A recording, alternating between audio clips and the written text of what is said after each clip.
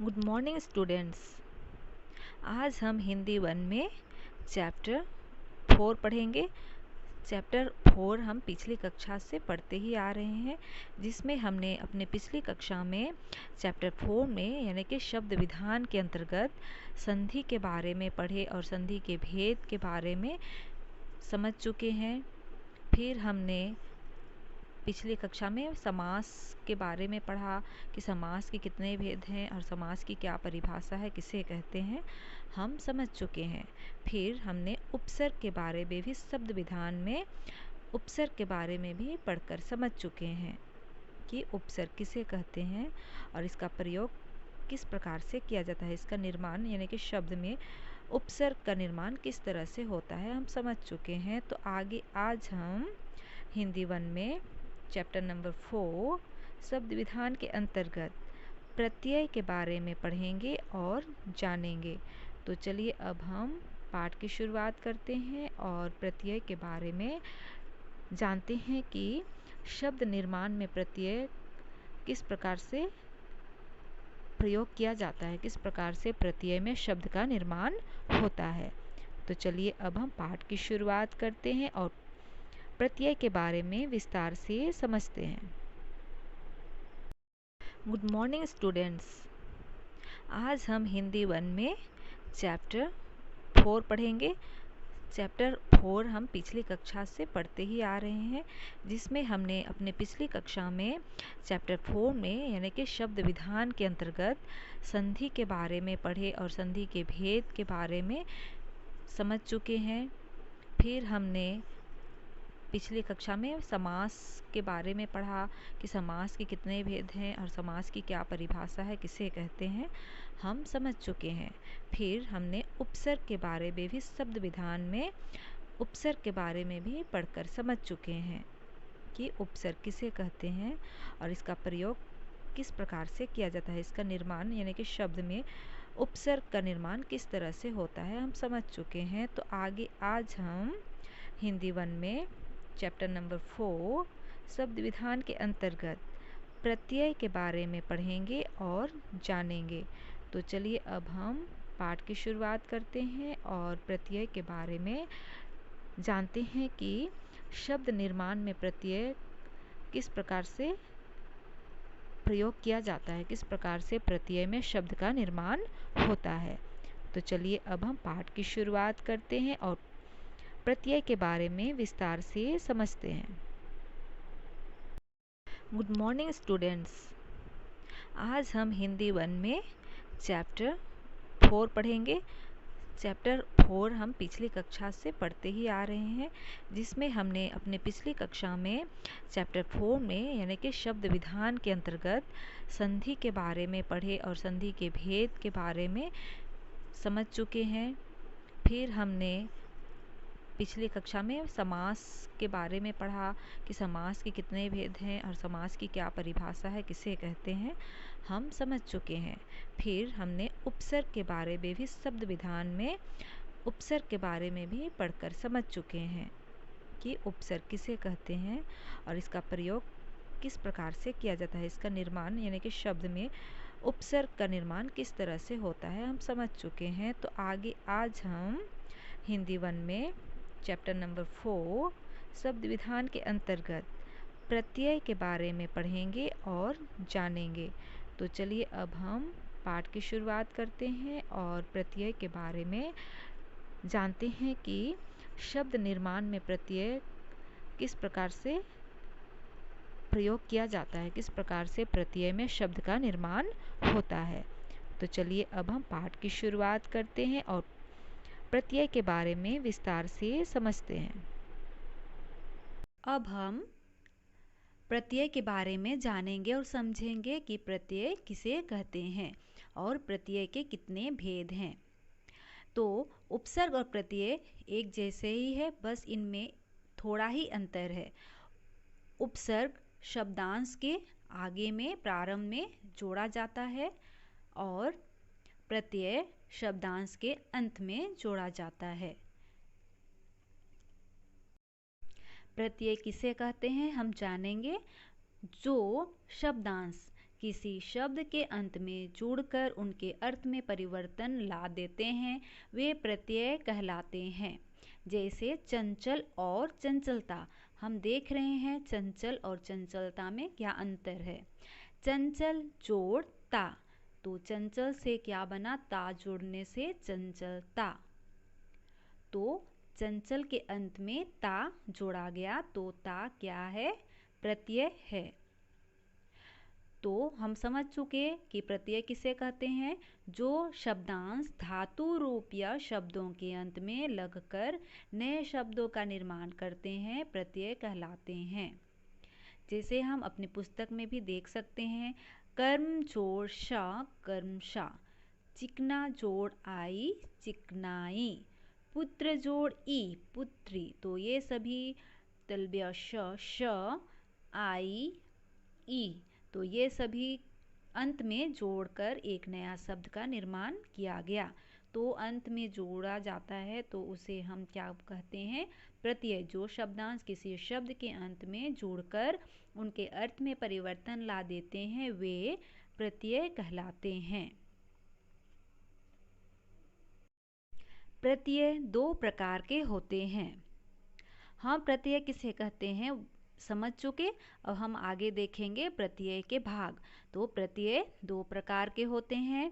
पहला है कृत प्रत्यय और दूसरा है तद्धित प्रत्यय। कृत प्रत्यय और तद्धित प्रत्यय। तो अब हम जानेंगे कृत प्रत्यय और तद्धित प्रत्यय किसे कहते हैं। तो हम तद्धित प्रत्यय के बारे में जानेंगे कि तद्धित प्रत्यय किसे कहते हैं। वे प्रत्यय जो संज्ञा, सर्वनाम, विशेषण आदि शब्दों के पीछे लगकर नए शब्दों की रचना करते हैं, उसे हम तद्धित प्रत्यय कहते हैं। जो प्रत्यय संज्ञा, सर्वनाम या विशेषण के अंत में लगकर नए शब्दों का निर्माण करते हैं, उन्हें तद्धित प्रत्यय कहते हैं। इन्हें कई भागों में बांटा जा सकता है, जैसे हम देखेंगे। हम इस वीडियो के साथ साथ अपने बुक में भी देख के समझ सकते हैं। तद्धित प्रत्यय इन कई भागों में बांटा जा सकता है, जैसे हम देखेंगे।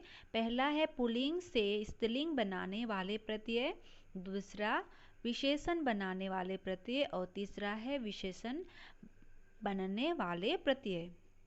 तो पहले देखेंगे पुल्लिंग से स्त्रीलिंग बनाने वाले प्रत्यय, जैसे आ, प्रिय से प्रिया, बाल से बाला, सुशील से सुशीला। तो आज अंत में आज जोड़ा गया, जैसे प्रिय से प्रिया, बाल से बाला, सुशील से सुशीला। या, अब या जोड़ने से क्या बना, बूढ़ा से बुढ़िया, या जोड़ने से बुढ़िया। बेटा से बिटिया, कुत्ता से कुतिया। आनी, अब आनी जुड़ने से क्या शब्द बनेगा, नौकर से नौकरानी, आनी। चौधरी से चौधरानी, सेठ से सेठानी।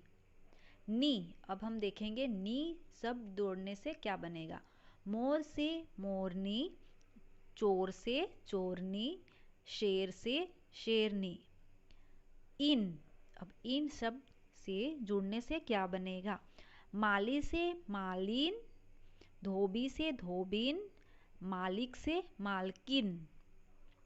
आइन, लाला से ललाइन, पंडित से पंडिताइन, ठाकुर से ठकुराइन। ई से किशोर से किशोरी, बेटा से बेटी, पोता से पोती। तो ये सभी क्या है, पुल्लिंग से स्त्रीलिंग बनाने वाले प्रत्यय। तो हम देख चुके कि पुल्लिंग से स्त्रीलिंग बनने वाले प्रत्यय किस प्रकार से हैं और किस प्रकार से शब्द का निर्माण हुए और बने। तो आगे हम देखेंगे विशेषण बनाने वाले प्रत्यय। हम देखेंगे विशेषण बनाने वाले प्रत्यय किस प्रकार से हैं। आ, मद से मद्दा, ठंड से ठंडा, गंध से गंदा। तो ये सभी क्या है, हम जानते हैं विशेषण। औ औ विष्णु से वैष्णव, पांडु से पांडव, कुरु से कौरव। इक धर्म से धार्मिक, दिन से दैनिक, वर्ष से वार्षिक। इन मल से मलिन, ग्राम से ग्रामीण, कुल से कुलीन। य प्रांत से प्रांतीय, भारत से भारतीय, राष्ट्र से राष्ट्रीय। तो ये सभी क्या है, विशेषण है और विशेषण से बनने वाले प्रत्यय। तो हम ये भी समझ चुके हैं। अब हम आगे देखेंगे थर्ड, विशेषण बनाने वाले प्रत्यय। कार, गीतकार, साहित्यकार और संगीतकार। अक पाठ से पाठक, अध्यय से अध्यापक, शिक्षा से शिक्षक। दार हिस्सेदार, दुकानदार, देनदार। तो ये सभी क्या है, विशेषण बनाने वाले प्रत्यय। तो हम ये समझ चुके पुल्लिंग से स्त्रीलिंग बनाने वाले प्रत्यय, विशेषण बनाने वाले प्रत्यय, विशेषण बनाने वाले प्रत्यय के बारे में, ये सभी कौन कौन से हैं और किस प्रकार से बनाए जाते हैं। अब हम आगे फोर्थ अन्य प्रकार के प्रत्यय के बारे में जानेंगे कि अन्य प्रकार के प्रत्यय कौन कौन से हैं। इद अपमानित, क्रोधित, शापित। अन्य दंडनीय, विश्वसनीय, दर्शनीय। एरा एरी, मौसेरा, ममेरी, फुफेरा, फुफेरी, मौसेरी, ममेरा। दानी चायदानी, मच्छरदानी, चूहेदानी। बंद हथियार बंद, सिल बंद, मुहर बंद। तो ये सभी क्या है, अन्य प्रकार के प्रत्यय। तो हम ये भी समझ चुके हैं। तो हमने पढ़ा प्रत्यय के दो भेद हैं, तद्धित प्रत्यय और कृत प्रत्यय। तो हम तद्धित प्रत्यय के बारे में समझ चुके हैं। अब हम आगे कृत प्रत्यय के बारे में जानेंगे कि कृत प्रत्यय क्या है और कृत प्रत्यय किसे कहते हैं। कृत प्रत्यय, कृत प्रत्यय क्रिया यानी कि धातु के पीछे लगकर संज्ञा और विशेषण शब्दों की रचना करते हैं तथा इनके मेल से बनने वाले शब्दों को कृतधत शब्द कहते हैं। कृत प्रत्यय जो प्रत्यय क्रिया के मूल धातु रूप के साथ जुड़कर संज्ञा और विशेषणों का निर्माण करते हैं, उन्हें हम कृत प्रत्यय कहते हैं। जैसे हम देखेंगे न से बनने वाले शब्द क्या क्या हैं। जल से जलन, न। चल से चलन, दे से देन। तो ये सभी न, अंत में क्या है, न। ना, अब हम देखेंगे ना से बनने वाले कौन कौन से शब्द। मार से मारना, चल से चलना, दे से देना। आकू, पढ़ से पढ़ाकू, लड़ से लड़ाकू। वाला, कर से करने वाला, चल से चलने वाला, जा से जाने वाला। आहट, घबराना से घबराहट, अकड़ना से अकड़ाहट। अन, बेल से बेलन, बंध से बंधन। आई, पीठ से पिटाई, चढ़ से चढ़ाई, लिख से लिखाई। अक्कड़, भूल से भुलाक्कड़, घूम से घुमक्कड़, पी से पियक्कड़। आओ, बस से बचाओ, ठहर से ठहराओ, रुक से रुकाव। आवट, बन से बनावट, रुक से रुकावट, गिर से गिरावट।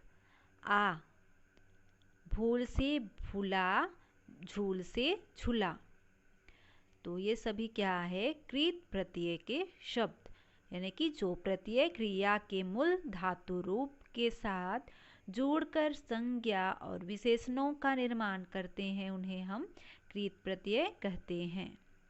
तो हम कृत प्रत्यय के बारे में भी समझ चुके हैं।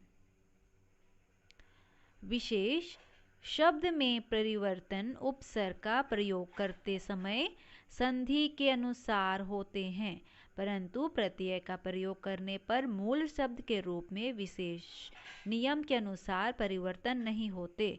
जैसे इक प्रत्यय के प्रयोग होने पर विश्वास से विश्वसनीय बनने पर व के आगे आ से अ बन जाता है, तो दंड से दंडनीय बनने पर कोई रूप परिवर्तन नहीं होता।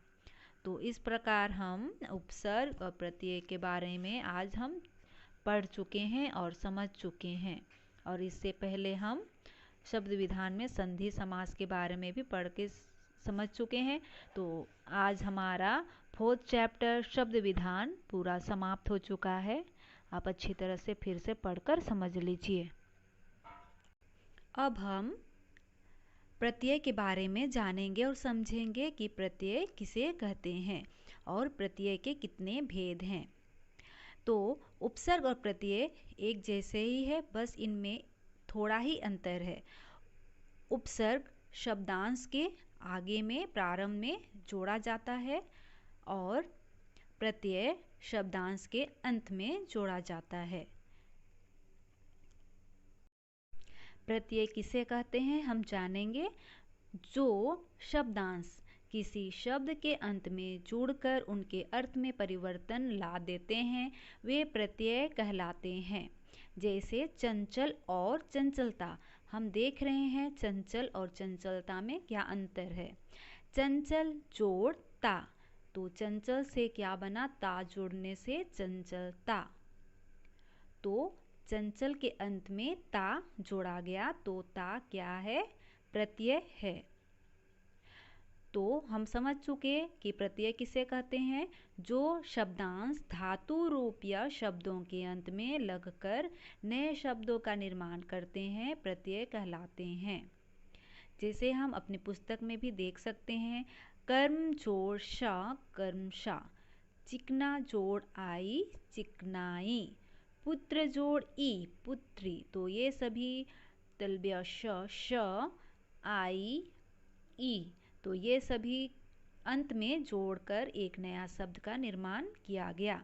तो अंत में जोड़ा जाता है तो उसे हम क्या कहते हैं, प्रत्यय। जो शब्दांश किसी शब्द के अंत में जोड़कर उनके अर्थ में परिवर्तन ला देते हैं, वे प्रत्यय कहलाते हैं।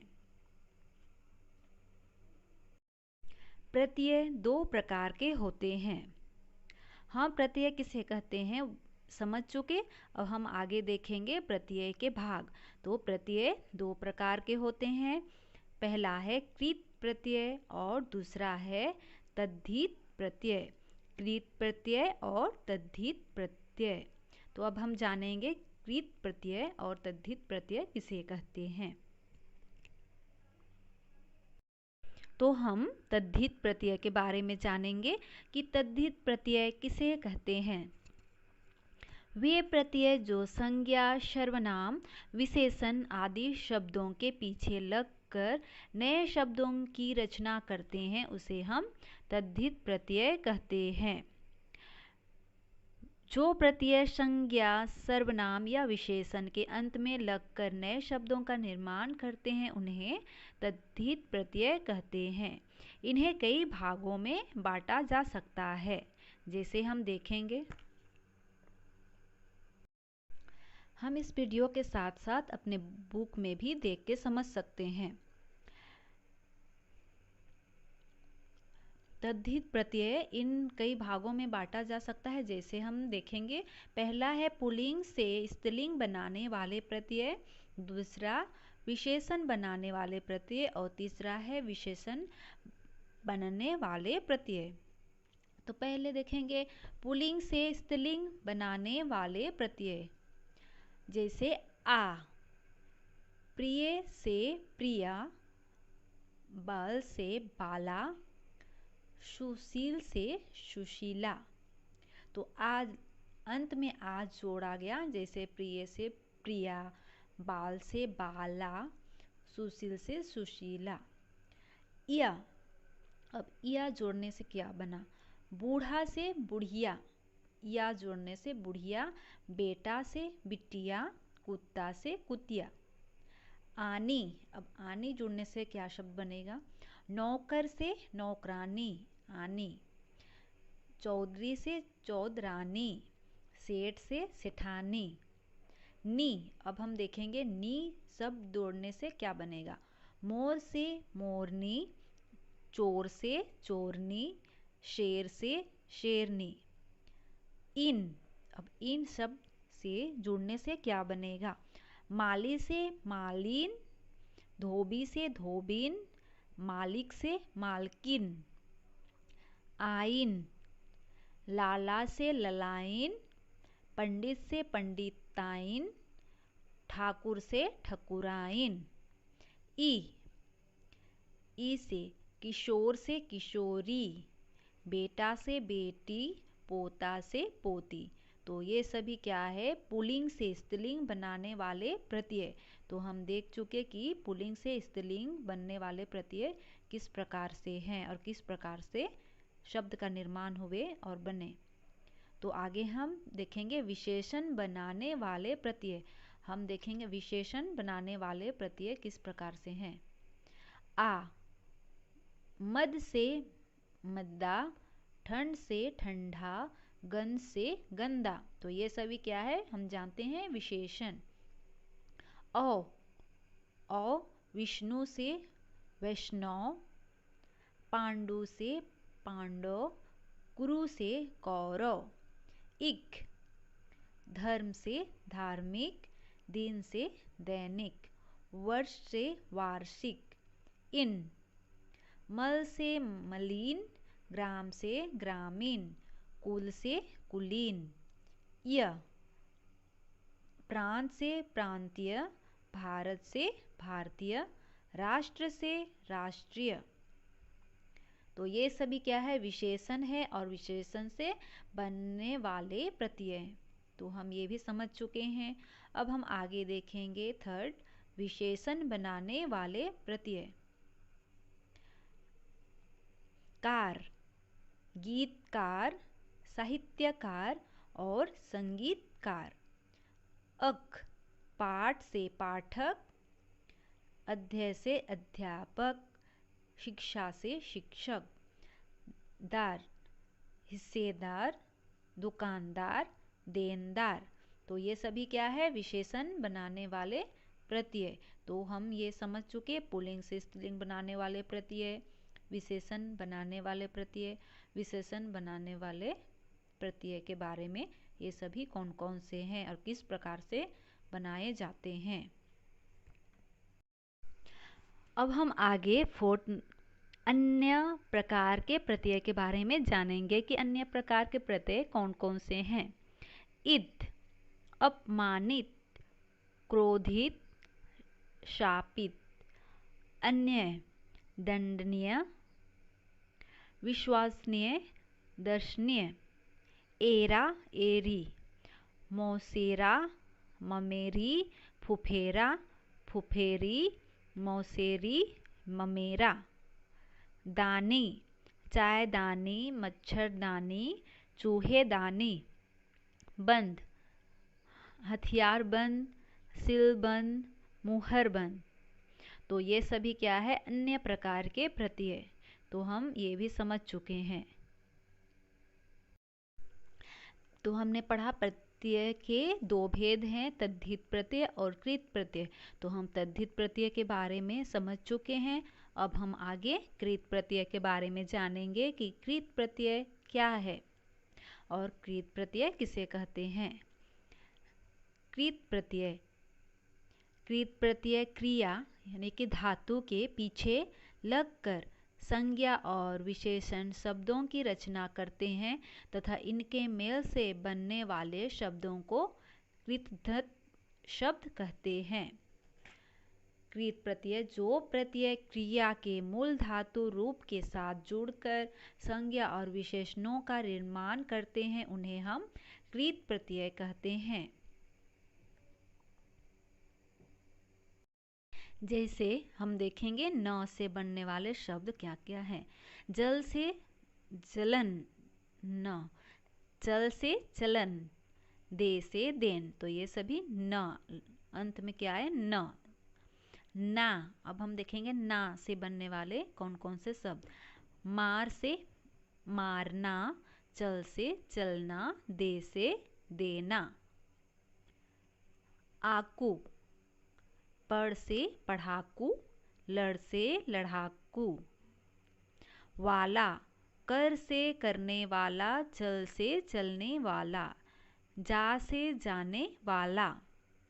आहट, घबराना से घबराहट, अकड़ना से अकड़ाहट।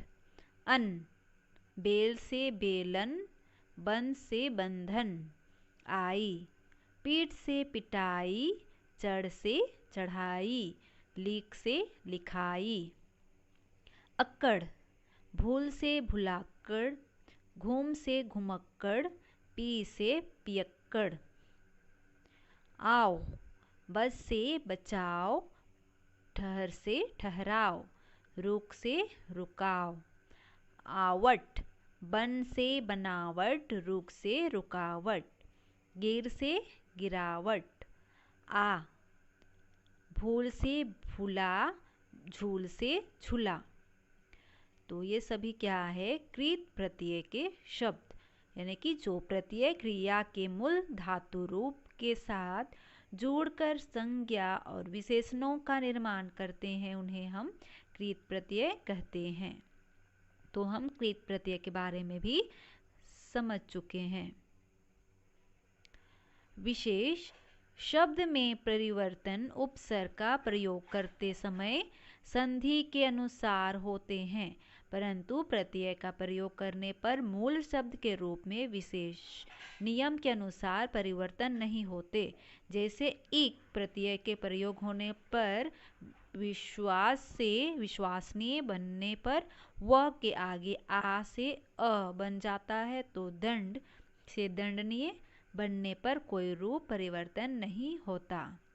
तो इस प्रकार हम उपसर्ग और प्रत्यय के बारे में आज हम पढ़ चुके हैं और समझ चुके हैं। और इससे पहले हम शब्द विधान में संधि समास के बारे में भी पढ़ के समझ चुके हैं। तो आज हमारा 4th चैप्टर शब्द विधान पूरा समाप्त हो चुका है। आप अच्छी तरह से फिर से पढ़कर समझ लीजिए। अब हम प्रत्यय की परिभाषा जानेंगे कि प्रत्यय किसे कहते हैं। जो शब्दों के अंत में जुड़कर उनके अर्थ बदल दे, उन्हें प्रत्यय कहते हैं। जब कोई शब्दांश किसी शब्द के अंत में लगकर एक नए शब्द की रचना करता है तथा उसके अर्थ में परिवर्तन लाता है, उसे हम प्रत्यय कहते हैं। जो शब्दांश किसी शब्द के अंत में जोड़कर उनके अर्थ में परिवर्तन ला देते हैं, वे प्रत्यय कहलाते हैं। जैसे चंचल और चंचलता, ये दोनों में अंतर है।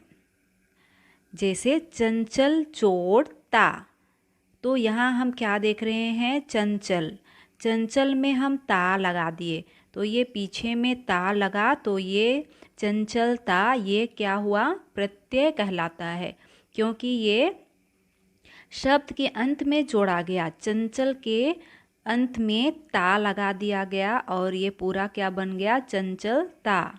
तो ता जोड़ने से एक नया शब्द का निर्माण हुआ, जिसे हम प्रत्यय कहते हैं। तो उसी प्रकार के बहुत सारे उदाहरण हैं, जैसे सब्जी जोड़ वाला, सब्जी वाला। तांगा जोड़ वाला, तांगा वाला। माल जोड़दार, मालदार। कुरूप जोड़ता, कुरूपता। तो इस प्रकार हम क्या देख रहे हैं, सब्जी, तंग, माल, कुरूप। तो ये शब्द में हम उसके अंत में, उसके पीछे में एक नया शब्द जोड़े जो प्रत्यय है। जैसे सब्जी में वाला, तंग वाला,